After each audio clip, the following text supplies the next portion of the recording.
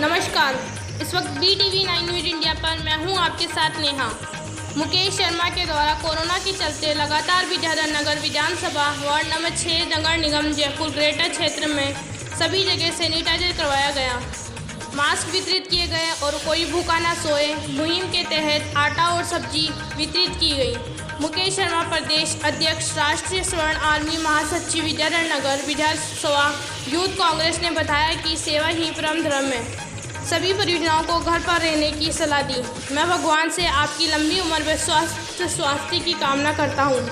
Corona virus से लड़ने वाले डॉक्टर व पुलिसकर्मी व समस्त सेवा दे रहे लोगों के उज्जवल भविष्य व लंबी उम्र की कामना करता हूँ। घर रहें, सतर्क रहें। आपसे हो सके उतना आप भी करें, अच्छा लगेगा। Bureau report, Jaipur.